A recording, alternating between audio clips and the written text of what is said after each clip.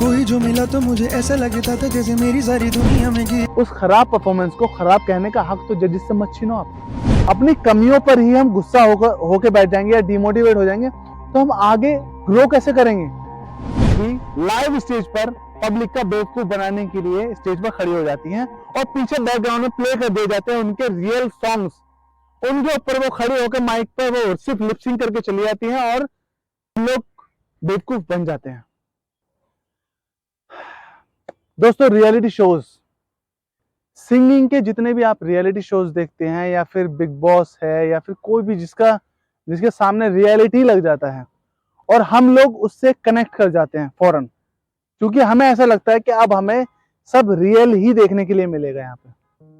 और उस real time में वो बंदा परफॉर्म करता है, वो हमारे दिल पे एक आर्टिफिशियल परफॉर्मेंस, मतलब जो पहले से रेडी हो चुकी है, उस परफॉर्मेंस से ज्यादा इंपैक्ट करती है हमारे दिलों पर। हमारी नजर में उस बंदे की वैल्यू और उसका टैलेंट एक थोड़ा सा अपर लेवल पे आ जाता है। रियलिटी शोज आज जो हम देख रहे हैं वो अब रियल रहे ही नहीं है। मैं बताता हूं दोस्तों आपको कैसे।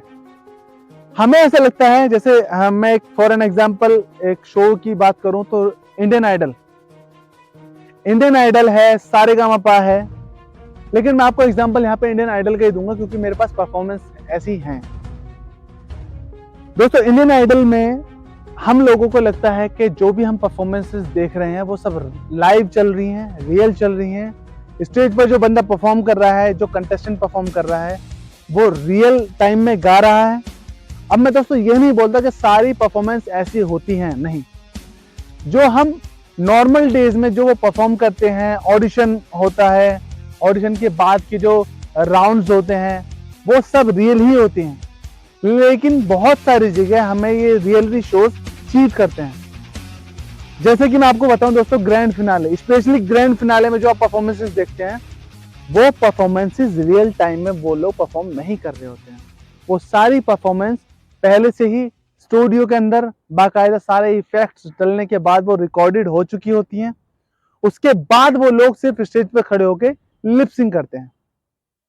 अब मैं आपको उसके लिए एग्जांपल के तौर पे मैं आपको ये वीडियो दिखा रहा हूं दोस्तों, आप इस वीडियो को देखिए। हुई सी अब सारी फिजाएं, बहकी हुई सी अब सारी हवाएं, खोई हुई सी अब सारी अदाएं, बदली हुई सी अब सारी अदाएं, जागी उमंगे धड़क रहा है दिल, सांसों में तूफान, होठों पे रग।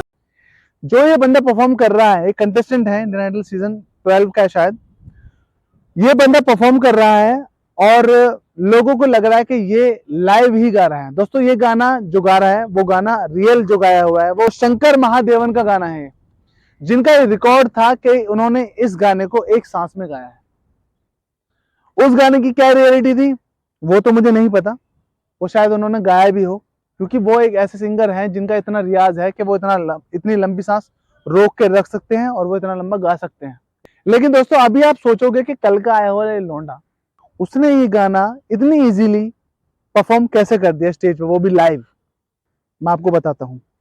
ये गाना पहले ही रिकॉर्ड कर लिया गया था स्टूडियो के अंदर विद सारे इफेक्ट्स। जहां जहां भी उसने सांस तोड़ी है, जहां भी कट लगा है, वो सब चीजें एडिट की गई हैं अच्छे से। उसके बाद इस बंदे ने सामने खड़े होकर सिर्फ और सिर्फ लिपसिंग की है। इस वीडियो में अगर आप नोटिस करेंगे बहुत बारीकी से तो आपको पता चलेगा कि ये सिर्फ होठ हिला रहा है। तुम्हें कैसा उसे पाया था प्यार से, तेरे पे बिगड़ी जो जुल्फे, तो ऐसा लगता था जैसे कोरे के पीछे एक ओस में धुला। क्योंकि वीडियो के अंदर इसकी कई बार सांसें टूटी हैं, लेकिन ऑडियो के अंदर वो चीज आपको पता नहीं चल रहा है। और वो पता ना चलने का रीजन सिर्फ यही है कि वो सब चीजें पहले से एडिट हो चुकी हैं।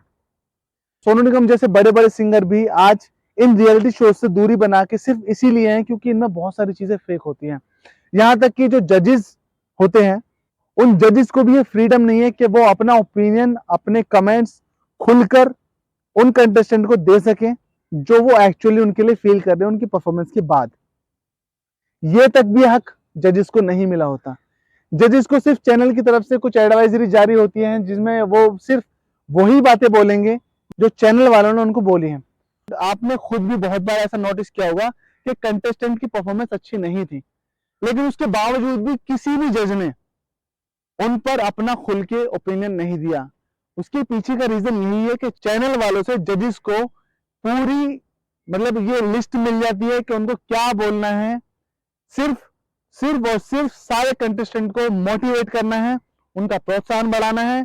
लेकिन कहीं ना कहीं चैनल वाले ये चीटिंग कर रहे हैं कंटेस्टेंट के साथ, क्योंकि अगर गुरु गुरु को ये आजादी ही ना मिले कि उसका चेला या उसका शिष्य कहाँ खराब कर रहा है, कहाँ गलत कर रहा है, वो उसको अगर बता भी ना पाए, तो आप सोच सकते हैं कि उनके आगे की शिक्षा तालीम वो किस बेस पर है।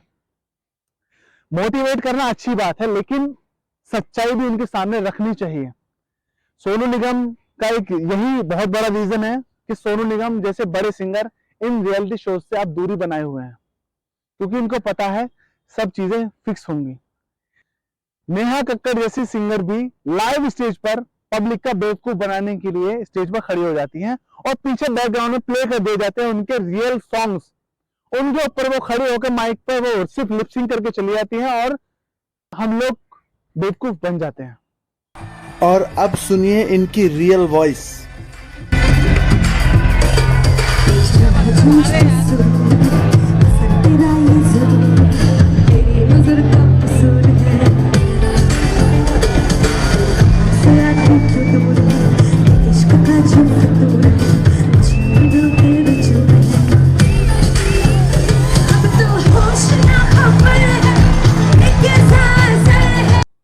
ऐसे सिंगर बहुत ही कम हुए हैं इंडस्ट्री के अंदर जो लाइव स्टेज पर भी परफॉर्म बिल्कुल एज इट इज वैसा ही करते हैं जैसा वो प्लेबैक स्टूडियो में गा रहे हैं।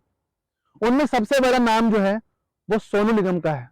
सोनू निगम एक ऐसे सिंगर है जो स्टेज पर खड़े होने के बाद आपको घंटों तक मैस्मराइज कर सकते हैं, वो आपको हिप्नोटाइज कर सकते हैं, आपका मन नहीं करेगा उनकी परफॉर्मेंस को छोड़ के जाने का। लेकिन आप सोचिए दोस्तों, ये किस हद तक सही है। अगर हम किसी की तारीफ कर रहे हैं और वो उस तारीफ के लायक है, काबिल है, तो वो तारीफ बनती है। लेकिन अगर कोई बंदा सामने परफॉर्म अच्छा नहीं कर पा रहा है या कुछ कमियां रह गई, कुछ खामियां रह गई, और ये चीजें दोस्तों बहुत कॉमन है। हर परफॉर्मर जरूरी नहीं कि हर रोज आपको सेम ही परफॉर्मेंस देगा या अच्छी ही परफॉर्मेंस होगी, वो भी इंसान है, गलतियां उससे भी हो सकती हैं। सरस्वती माँ हो सकता है किसी दिन गले पर नहीं बैठी है, परफॉर्मेंस खराब होगी, लेकिन कम से कम उस खराब परफॉर्मेंस को खराब कहने का हक तो जजेस से मत छीनो आप। सोनू निगम ने इस चीज का खुलासा अपनी वीडियो में किया था कि जजेस को पूरी फ्रीडम नहीं है अपने कॉम्प्लीमेंट्स, अपने कमेंट्स कंटेस्टेंट को देने के।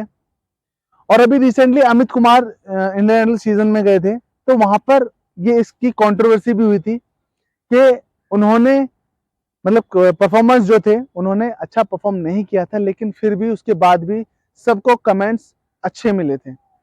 इसको लेकर पब्लिक का एक गुस्सा था लेकिन उसमें अमित कुमार जी की गलती नहीं है। उसकी सफाई में इस वीडियो में सोनू निगम ने जनता से अपील की है कि इसमें अमित कुमार जी को ट्रोल ना किया जाए, और इसमें उनकी गलती है भी नहीं एक्चुअली दोस्तों। सोनू निगम ने इसमें बहुत अच्छी बात बोली थी वीडियो में कि अगर हमारे गुरु, हम अपने गुरु के सामने परफॉर्म कर रहे हैं, कुछ भी कर रहे हैं, और उन्हें हमारी परफॉर्मेंस में कोई भी कमी या खामी लगती है और वो अगर हमें उस चीज के लिए टोक देते हैं, तो क्या हम उनसे गुस्सा होकर बैठ जाएंगे?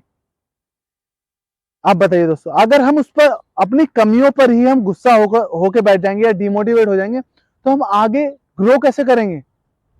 तो दोस्तों यही वो रियलिटी शोज हैं जिनके ऊपर से पब्लिक का भरोसा उठता जा रहा है। यही वो कमियां हैं इनकी।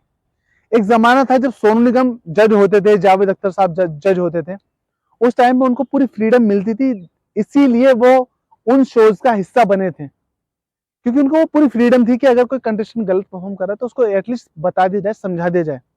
और सोनू निगम बहुत अच्छी तरह से वो अपने काम को बहुत बखूबी करते थे, और किसी कंटेस्टेंट को डिमोटिवेट करने का उनका इंटेंशन कभी रहा भी नहीं, और कभी भी कंटेस्टेंट ने उनकी बातों को डिमोटिवेशन में लिया भी नहीं। ये गाना क्या है? एहसान तेरा होगा मुझ पर, दिल चाहता चाहता है, वो चाहता है, कहने दो मुझे तुमसे मोहब्बत हो गई है मुझे। सोनू निगम अगर किसी चीज को समझा रहे हैं तो वो इतना अच्छे से एक्सप्लेन करके समझाते थे और वो मजा आता था। हम जब उन शोज को देखते थे, मैं खुद भी, मैं दोस्तों अच्छा गाता हूँ या नहीं गाता हूँ वो एक अलग टॉपिक है, लेकिन मैं अच्छा सुनता हूँ, ये मैं अपने ऊपर भरोसा कर सकता हूँ कि मैं एक अच्छा सुनने वाला इंसान हूँ। तो जब मैं परफॉर्मेंस देखता था और देखने के बाद जो मेरे खुद के ओपिनियन होते थे कि हाँ इस बंदे ने थोड़ी चूक करी है, गलती यहाँ पे हुई है, तो हमें खुशी होती थी क्योंकि जजेस भी वो पॉइंट पकड़ते थे उस टाइम पे, और जब वो पकड़ के उनको समझाते थे तो हमें लगता था कि हाँ भाई जो चीजें हमने पॉइंट नोटिस किए वो जजेस ने पॉइंट नोटिस किया और उनको वो कमियां बता दी, अब वो उस कमी पे काम करेगा। लेकिन अभी हम खुद सामने से बैठ कर देख रहे होते थे कि बंदा गा क्या रहा है, गाना किशोर कुमार का, रफी साहब का, और वो गा कुछ नहीं पा रहा, लेकिन फिर भी सामने से हम देख रहे हैं जजेस कमेंट दे रहे हैं, वाह बहुत अच्छा गाया आपने। तो ये सब चीजें भरोसा खो रही हैं इन रियलिटी शोज का ऑडियंस के ऊपर से। तो दोस्तों आप लोगों का इस बारे में क्या कहना है, आप प्लीज मुझे कमेंट सेक्शन में जरूर बताना, आप क्या सोचते हैं। और अब से पहले जो मैं अभी आपको ये न्यूज मैंने दी है, जो चीजें मैंने आपको बताई हैं, इससे पहले आप लोगों को क्या लगता था कि सारी परफॉर्मेंस रियल है? तो दोस्तों यही थी आज की वीडियो। आपकी जो भी राय इन सब चीजों को लेकर जो भी आपकी राय है वो प्लीज मुझे कमेंट सेक्शन में जरूर बताइए। मैं आपसे मिलता हूँ अगली वीडियो में, तब तक के लिए मैं मिलता हूँ आपसे अगली वीडियो में, तब तक के लिए जय हिंद।